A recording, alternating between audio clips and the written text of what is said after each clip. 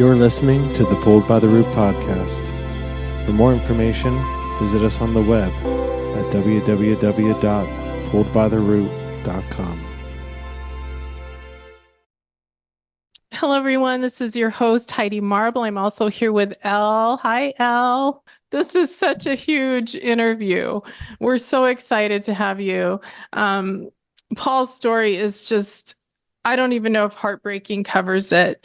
So, Paul, we're going to jump right in. I'm going to read your bio. Okay. Paul Fiscus, a devoted father, brings a unique perspective to the discussion on adoption and custody rights. His personal experiences have propelled him to become a passionate advocate for the rights of natural fathers. Paul's unwavering determination and in-depth understanding of the legal intricacies surrounding adoption highlight the hurdles that natural fathers can sometimes encounter. His insights and commitment to creating change in the treatment of natural fathers make him an invaluable voice in the ongoing dialogue about fathers' rights in the adoption process. Paul, thank you for being here and being willing to discuss this because I know it's painful.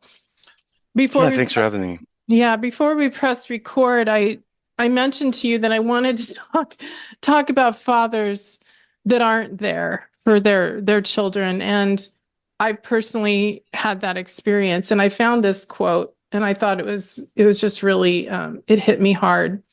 It said, "My father broke my heart long before any boy had the chance to." And there was another quote that got me. If she could put the hollow ache into words, she would tell him, "I miss the father you never were." So the reason I'm saying that, Paul, is because to see a father who is fighting like you are for their daughter, it's so beautifully tragic. And I just want to say, as a daughter, thank you for being that man. I just really appreciate that because it matters. Unfortunately, it's very lonely. Yeah, Paul, I can't imagine. And one of the things when I was cruising around on your website, a father shouldn't have to fight strangers in court for the right to parent his own child. Yeah, drop the mic, right? Yeah. So, Paul, I know you've told your story a few times. You really want to zone in on corruption, but for those of us that have not heard, can you please explain what you would like to explain so that we have a little historical reference here? Sure. So in 2017, I had a brief relationship with a coworker of mine, and it was like maybe 2 months long, and she became pregnant, and she told me about it, and I just immediately embraced it, and I was all about it, and eventually it turns out that there was 3 different men that she slept with that week, and she also has a very unique case of bipolarism where it's almost BPD. Like she had to always have some kind of edge on me for some reason. So throughout the months, I had to deal, I was always trying to be keeping calm and not knowing for sure if I was a father, but I had already embraced that. So even if the baby wasn't mine, I was going to, be there for her. As soon as I purchased a house for my child, everything changed. She ghosted me. She got pregnant in January. She ghosted me at the end of July, and then she had the child purposely a week before she was due. So September 19th was the date that my baby was born. She's due on the 27th, and she gave her up for adoption. I immediately protested it. I got to spend 56 hours with my child. That's it. I did everything I was supposed to do, and then we had a 3-day trial, and at the end of it, the judge, it's like he wasn't even there at the trial. He already had a predetermined result in mind, and so that happened The ruling was March 9th of 18, or I'm sorry, 19. And here it is, June 4th of 24, and I'm still trying to fight for my child. I mean, the entire court system has thwarted me. Yeah, Paul, I read something and I'm sure you'll agree. This is what it says. The adoption industry has become an expert at circumventing a father's right to parent his child. Their common methods include failing to secure relinquishment or legal termination of parental rights, taking the expectant mother out of state to conceal or avoid putative father's registries. And that's just the beginning of what occurs. So what would you say, like, what was the basis for the judge? Because this is very obvious to me. If I were the judge and you came to me, I'd say, sure. I mean, Elle, what do you think? Like, Oh, well, absolutely. you don't Like, have to be a you're lawyer to parent. figure this out. You know, Yeah. I think, well, my language might get a little truckery. Mhm. I don't get how we can be talking about what's best for a child and knowing what's best for a child is to be with their loving family who wants them. We all know that sometimes external care is needed sometimes. I get it, right? But not nearly all the time. And when there's a parent who wants to be there, I don't have anything in my head that makes that make sense. Yeah. So what did the judge say? I mean, what was his reasoning? Can you Well, talk through that for us? they had a complete system. Like these are the individuals that are supposed to protect our constitutional rights, right? In the US. They had a complete system. Like the first thing that went wrong was the initial adoption petition just talked about possible fathers and what they are expected to do. Okay, no petition is supposed to have any kind of allegation without factual evidence to back it up. Um, so throughout everything, I mean, every hurdle that was placed in front of me, I had to have. There were supervisors at the visits, and those supervisors made it seem like I had no idea what I was doing. And and then she accused me of being a drug addict. She accused me of being mentally ill, so I had to go take a mental evaluation. Well, I mean, and of course, the person that I went to see was picked by the adoption. See, the adoption couple, a lot of they really ride the stigmas on everything because the adoption couple were in on it from the beginning. And I mean, it still shocks me because I mean, you're stealing a child, you're stealing a child from somebody. You, sorry, I'm trying not to get emotional, but It's okay. so, so for the last 6 months of the pregnancy, the father is supposed to, this is unconstitutional, provide support for the mother. That's what the statute says. That's unconstitutionally vague. That's, what do you mean by provide support? Okay. She lived with her boyfriend from May until through the birth.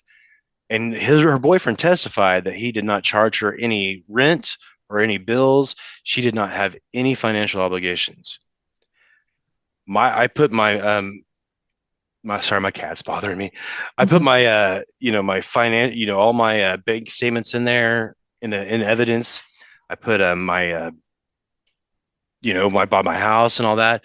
So he ended up terminating my rights for not providing support for her, even though she refused support, which precedent says that's supposed to count.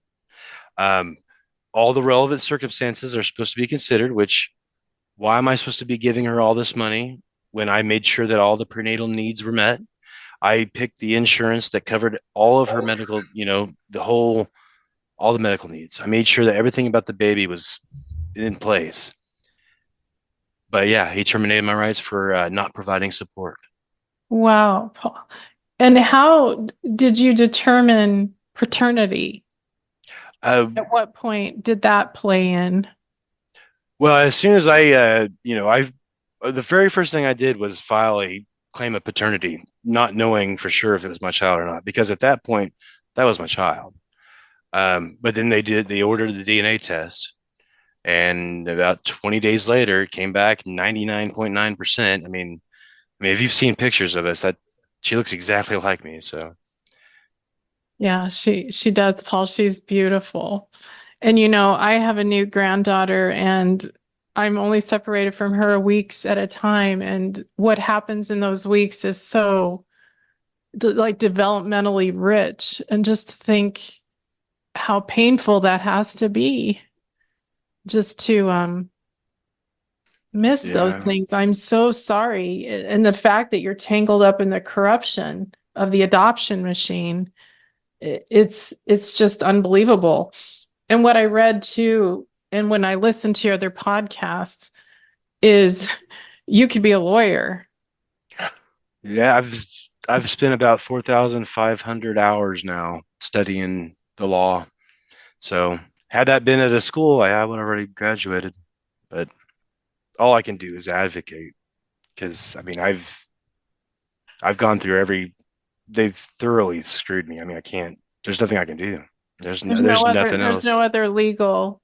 There's no other legal resource. Well, my fiance found this guy in Arkansas. We're going to reach out to him, but I mean, I'm not very hopeful considering how deep the corruption is. I mean, this has gone up to the U.S. Supreme Court. I mean, their clerks just like completely the hypocrisy is just unbelievable. Um, I've done things that no father had, obviously, that no father has, and then what that has done has exposed the corruption, but I'm not really sure to who because no, I mean, except aside from podcasts that are in under like you guys and Beth, um, all the news media that they completely ignored me. I've sent out to every news station here in Wichita, Kansas, up in Kansas City, which is our biggest city in this state. No one's responded. One legislator responded with one email, and she says, "What can I do for you?" I responded to that, and I had never heard another word since. So, I mean, I've reached out to Congress. I've reached out to Joe Biden. He sent me back something saying, "We appreciate your support for the children." Like, some completely, I had nothing to do with what I said. So I'm just like, I don't know. Like, yeah, like my whole thing now is just try to this can't keep going on. I mean, there's so many fathers that I don't understand why I'm the first one to go this far. I mean, I know of so many that have tried, but you know, they just stopped. Um, I got a friend in Missouri. They did the same thing to him, but he basically quit as soon as they did the first thing. Like he kept wanting to see his child, and they said, "Well, you can't yet. This is the time when your rights are existent." By the time he got to trial, they terminated his rights for not seeing his child. So Yeah, it's so utterly backwards. And somehow they profit from this.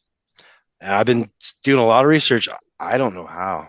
I know that the states make near $80,000 for a foster adoption, in at least Kansas. I mean, I assume every state, but that's for foster. So I can't find anywhere how a private adoption gives how so many people profit from one child being adopted out. I don't know, but I'm going to keep looking until I find it. oh, Paul, and that's what I think is, gosh, it's like, when you think about parenting, this is what real parenting looks like. Like you just go to the ends of the earth for your I, children, and you're walking that walk. And I can't imagine the level of pain that you're in. And I just have so much respect for the fight Thank that you you. continue. And I think by lifting your voice and we'll, do what we can. Elle, what do you make of this? Because all of the controversy around adoption, it's so hard. I think that there's a swell and we're getting the word out more about some of the problems. But man, the fight is real. It's real. My head is really swirling because it begs a lot of questions. If we're actually looking after the best interest of the child and there is a parent who wants to parent and can and is loving and stable, then, well, you know, that seems like the obvious answer. Now, I know that it is a huge industry. I don't know what this sort of situation is like here in Canada. I don't know because it's not as private here. Most people domestically, whether it's like adopting from foster situations where perhaps that child seriously really can't go home, right?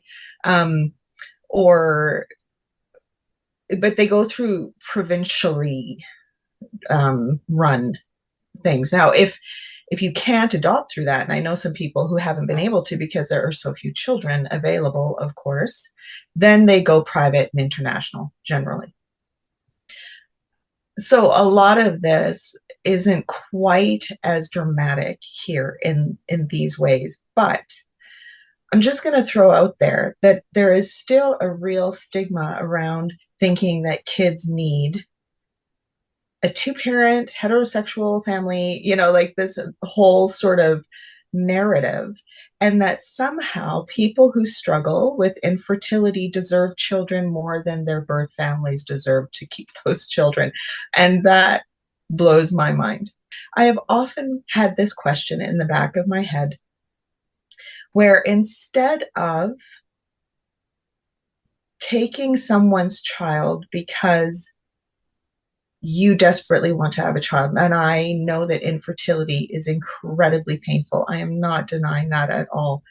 But to look at someone, whether it is a mother who feels coerced or a father who has been denied his rights to be able to raise his child, as someone who struggled with infertility, wouldn't you be able to look at that and go, I grieve the children I can't have. I cannot imagine losing an actual child. How can I help you keep your child? Rather than, I'll take that.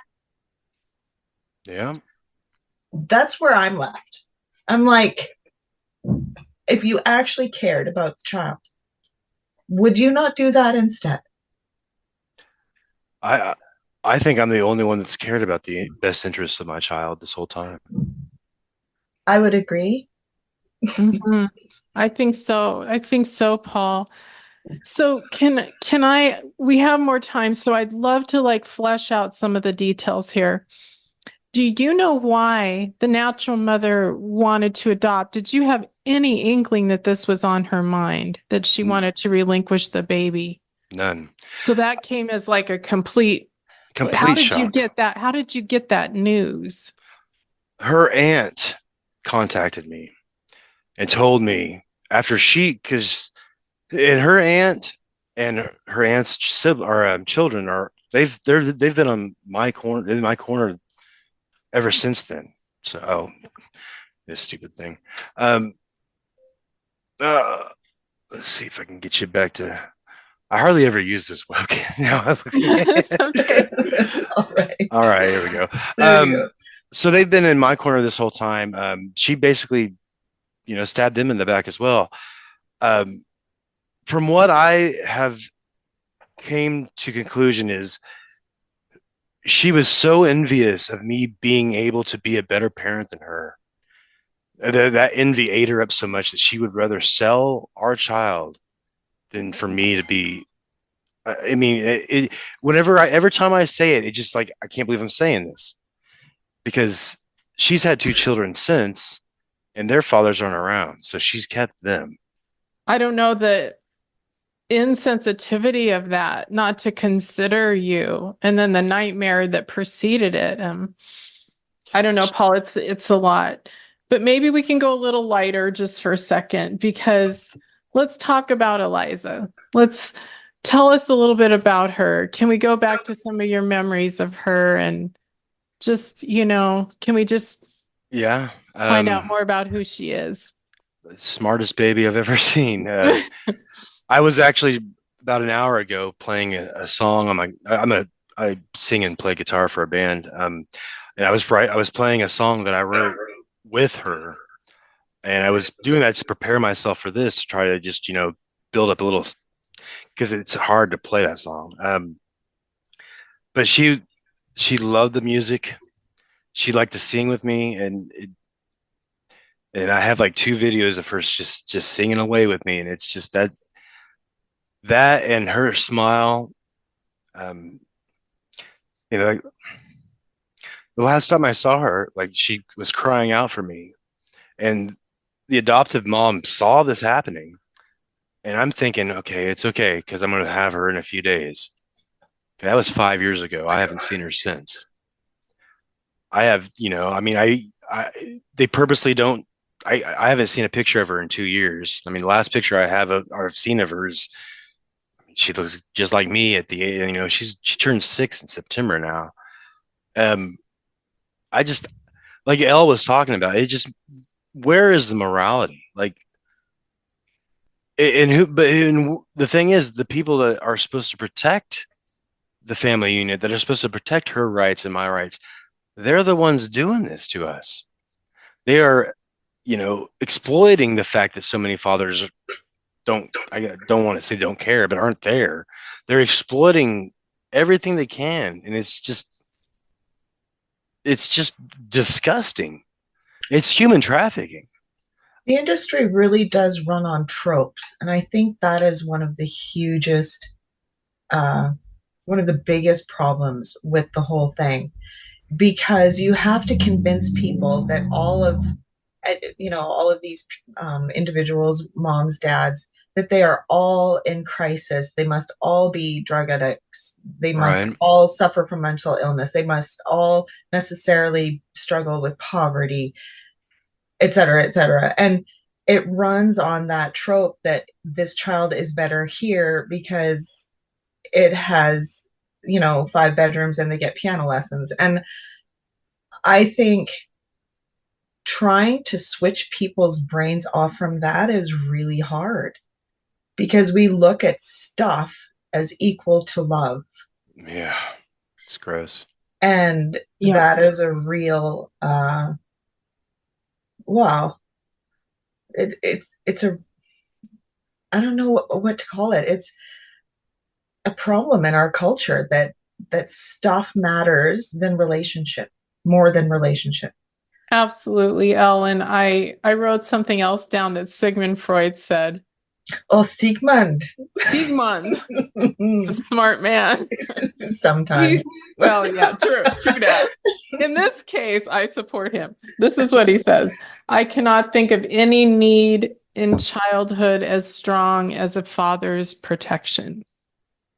And the fact that you're giving your daughter that protection in a way that's distant, and then she'll know someday, that doesn't make up for any of your time lost. But when she has permission to live her own life and she finds out all that you did, that's going to be a magical moment right there, Paul. It's hard for me to look at that as positive, though, because I'm worried about, because she's going to, the way you said it, that's beautiful. Yeah. But she's also going to realize that she's lived a lie her whole life. That's true. Because there's no telling what they're telling her. They're not going to tell her the truth. So no, absolutely not. They can't, because that puts their, right. I was going to say relationship, but really a lot of us struggle with our adopting families because it feels more like ownership than relationship. Right. And that's when they control the narrative as to how they tell you where you came from, or that sort of thing. And I'm not saying, people can come for me, whatever.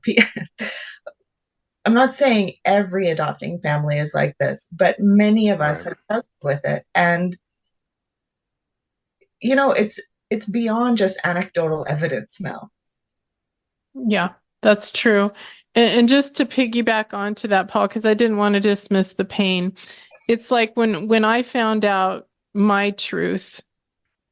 I wanted it to be that somebody had fought for me and missed me, Let's see. There you go. cared too. about me. Me too. And so that's what I was meaning, is that would have helped with some of the hurt. And I hope that's how she initially feels. I mean, Yeah, that's but really, that doesn't take away all of the complications. So can we talk about the adopting parents for a minute? So clearly you had some sort of contact with them because you were able to visit. So yeah. what happened there and why did it stop? And Well, the very first motion I filed as soon as I found out that, the DNA test came back is I wanted custody. Instead, I got to have visits, and I had to travel. First, I had to travel 2 hours to only spend 2 hours with her once a week. And I kept fighting and kept saying, okay, I bought this house for her. Let me have my child in my house. And they said, no, we'll let you go to their house, which is 4 hours away, to spend 4 hours with her once a week. And then it basically was 4 hours both week, Saturday and Sunday. And all in a neutral setting. I had to spend my own money to get there and rent a motel room, and I could only spend time with her in the motel room. I could.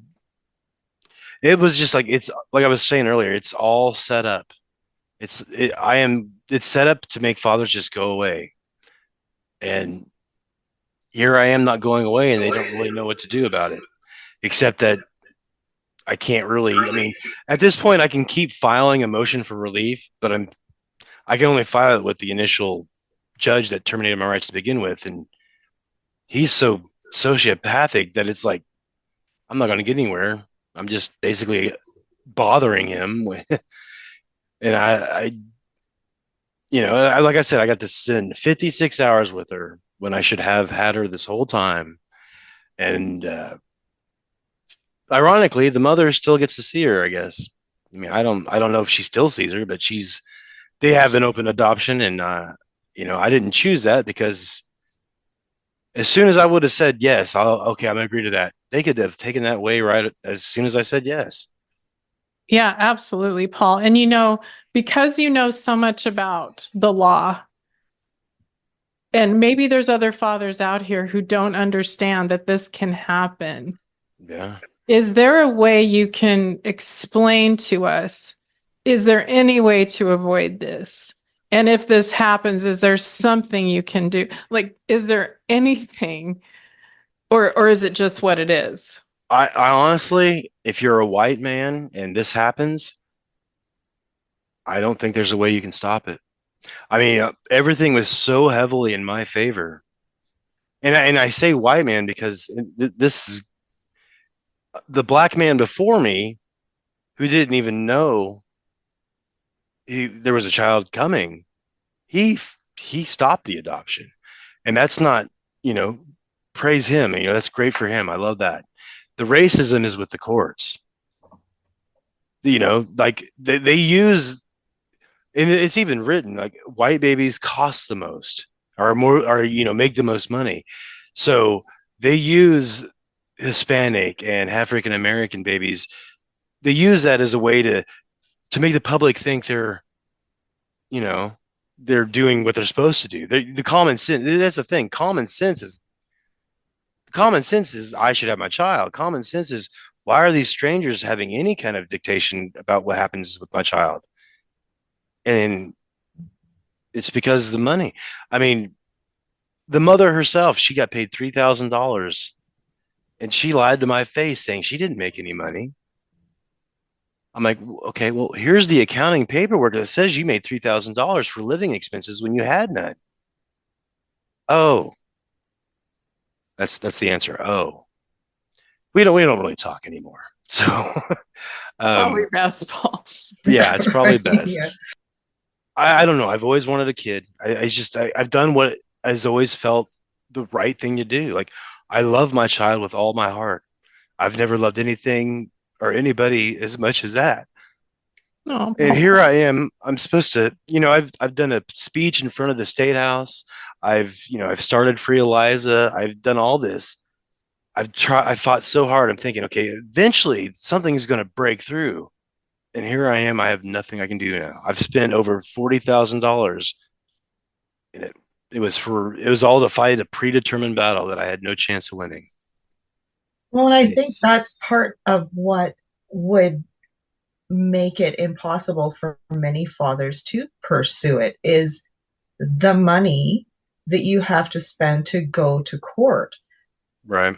Thousands and thousands of dollars. And some people are maybe more able to do that or finance for it or what have you. I can imagine there would be fathers who want to be involved who at that first expense realizing, oh, now I have to do 20,000 more dollars. Well, Like that's if you're going into debt trying to do the Fighting a right system thing. who's never going to give you anything, it sounds Exactly. Meanwhile, I'm thinking, okay, so just because Heidi and I were both baby scoop adoptees. And so my first mother, my birth mom, tried to contact my father several times to get him to sign the thing because she was 19 and whatever, and he never responded. He just didn't respond. And so she was by herself, and literally in 1969, 1970 she was by herself, right? Because you couldn't tell anyone you were pregnant because you'd be disowned, blah blah. right. Fast forward to a few years ago, and I find both sides of the family, and he's my birth dad's an okay kind of guy, I guess. Like he's a little bit whatever. But it was my brother who was upset when he found out that his dad had known and had not responded. Because he mostly grew up with who would be my grandmother, my grandparents. And he's like, she would have taken you. She would have helped your mom, even if your mom had to still keep it a secret and go home and pretend like it didn't happen, which they all had to do back then. He's like, she would have, if dad would have just said something, you would have grown up with us. And there are those sliding door moments that I think the system doesn't give a shit about. But also the unfortunate thing is with adopting parents, you're not thinking about the reaction of this child later when they find out the truth of what actually went on. And it's going to blow up in their faces.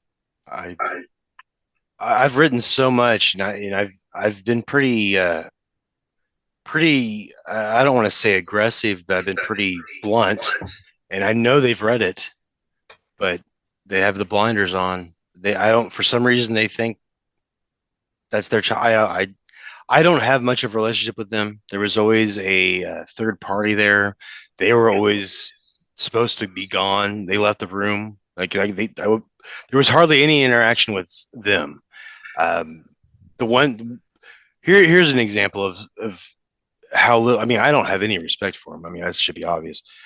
I had to travel 4 hours. This is February of 2019. It's a 4-hour trip anyway. There was a blizzard, so it took me almost 6 hours to get there. My car stalled about 7 miles outside of town, and I had to hitchhike into town to see my child. And right when I was about to get there, the supervisor, well, they don't want to get out in the weather, so they're just gonna have to cancel today. 20 minutes before I was supposed to be there.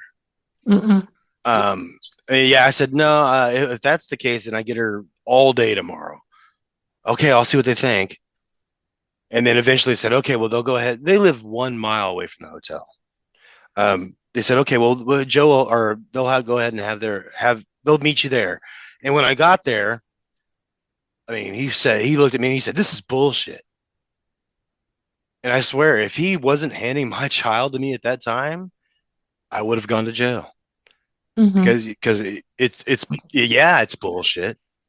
Why do you have my child still? And it's because they already knew then. They already knew that I wasn't going to win, which is just insane. Like, this is supposed to be, where are my rights? Like, who's supposed to? My rights, my daughter's rights, which is more important than my rights. She has a right. She has constitutional rights, and And the, where's the compassion? where's the compassion? Yeah, where's the morality? Where's the humanity? Because that's what seems to be missing here. Well, Paul, I'd like to talk a little bit more about jail because I don't know if I would have your strength. Like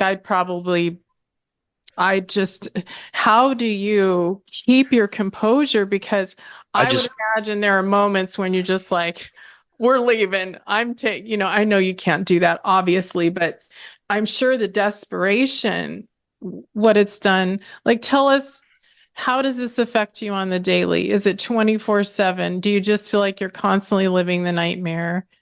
How are you, constantly how are you coping? Like, not very. I mean, I met my fiance about a month ago, about a year and a half ago. At that point, I mean, I have PTSD. right. She's seen me black out Hmm. and just break a bunch of stuff because I'm so angry. And I'm not a violent person, but I mean, of course I'm angry. I mean, I I have so many enemies now. I have so many people that I have hatred for that I'm not I've never had hatred for anybody in my life. But now it's like I've lost very good jobs. I still have the house. When this all started, I had a lot of money in the bank. I was prepared. They don't make much more money than I do. There's two of them. But I was taking care of my mother and my grandmother as well, and they've been helping me out. Now I'm struggling, but thankfully I have my fiance that's keeping me grounded. She's helping me a lot, uh, and we're trying to have our own child, but nothing could replace Eliza, of course. But without her, I honestly don't know. I mean, I've been in some very dark. I've had some very dark nights. Let me put it that way. But No. Thank you for sharing the personal part of this, because I really think if we're going to have any hope of people having compassion, they need to really understand what it looks like. Like, what does this look like? It's not just going to court, it's the suffering in between yeah, that's occurring. And I'm just so sorry that you have to go through that. And one thing I was reading too, and this hit me, said adoption does not create an exception. It's an extreme abuse of power. yeah. Like the judge. Okay, so I know a lot about procedural law and about constitutional law.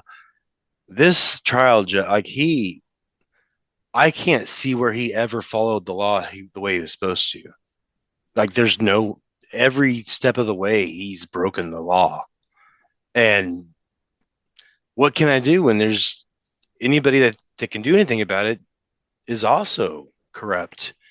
Like, I don't understand. I don't know if I'll ever understand why my one child, why they had to, why? Like, you couldn't have all made all this money off my one child. Is it just, I mean, is it because there is a lack, like the private adoptions are going down in numbers? Mhm. Is that okay? That's real. But now here I am, my plan now, like, this is why I'm with you guys. I'm just going to advocate. I'm going to spread the word. I'm going to keep fighting it. I'm going to find every legal way. I mean, I'm never going to hurt anybody. That's not who I am. Um, but I want them, they've got to pay for what they've done somehow, legally. Mhm. And and I want to help other fathers. I want to help, you know, and mothers. It's not just fathers. I mean, they scream mothers all, they have vultures there at the hospital waiting to just take your baby away when you're drugged up.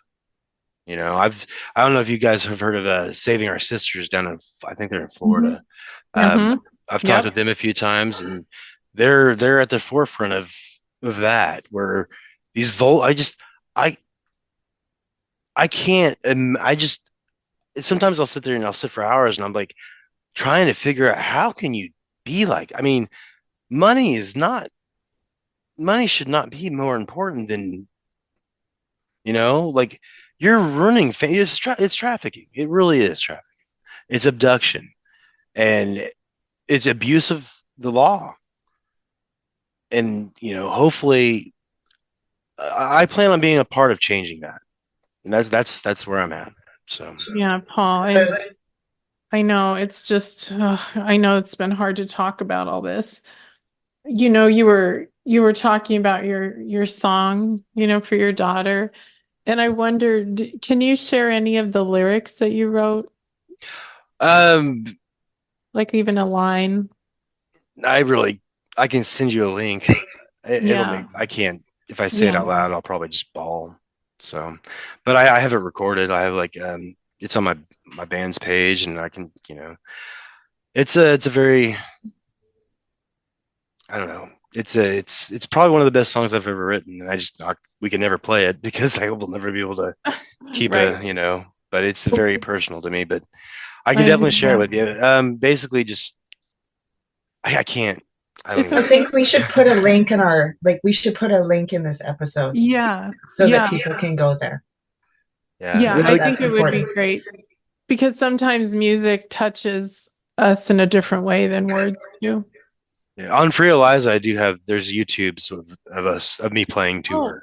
oh, So really? That's so yeah. great. I didn't see any of that, Paul, when I was looking. Is there anything else that you want to say to all the amazing people that are listening to us? Anything we didn't cover today? Yeah, and I've got all these notes. I'm like thinking, I mean, there's a lot of things I want to say, but it's just be, wherever you're at, just be kind and have don't lose track of your moral compass, I guess, just this can't keep happening. This is wrong on so many levels, and we need more people to realize it, and the ones that are profiting from it need to be ousted and and put in prison, if you ask me. But let's get to the ousting first. Mm-hmm. Well, it's just, Elle, I don't know if you have anything you want to say before we head out. Well, it's just so dystopian, really.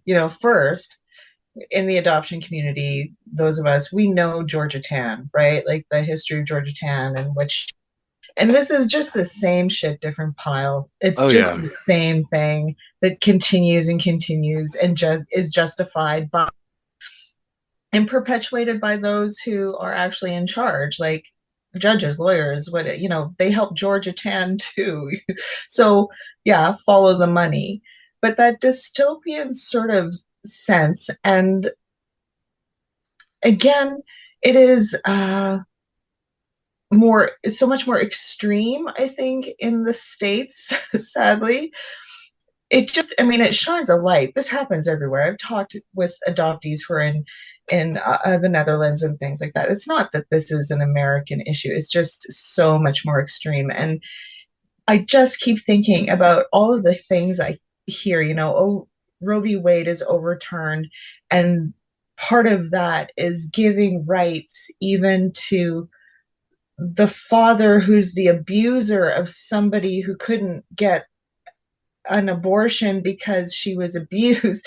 So somehow that father has rights, an abuser, but not a father who's loving and wants to be supportive. It's just so strange and dystopian and so Handmaid's Tale. So Margaret Atwood, beautiful Canadian, at one point she said about what's happening there that I think is just so extreme. She's like, it was supposed to be sort of a warning novel, not a handbook, not a right. how-to handbook, right? Because everything I hear is just turning more and more Handmaid's Tale. And people making excuses for it, and I make it make sense to me. Well, and the fact that the law is supporting this kind of quote bad behavior and preventing all these blockages. It's really shocking, Paul. And I'm so glad that you're shining a light on this so that people can understand the distortion and the imbalance and the unfairness. There's just so much to uncover. And we just thank you for the emotional energy it required to, for you to do this. And I know you're doing it for your daughter. And And I don't want to say that, their adoption can be a beautiful thing. So I don't ever mean to think to put that out that it's all evil, because it's not. Sometimes there is, the way they portray it is how it should be, or, so I'm not against adoption. I'm just against corruption. And Roe versus Wade was overturned because they wanted more product. Yeah. So that's what that is. Yeah. Yeah. Well, I appreciate everyone being here and having this really hard conversation. And we are behind you, Paul. And we just really hope you can get some national coverage or something that breaks this open. Well, thank you. I'm glad to be here with you, and I've enjoyed this conversation. Okay, thank you. Thank you. Thank you for listening. We hope it meant something to you. Tell us your story, learn more about our mission, and support the podcast at www.pulledbytheroot.com.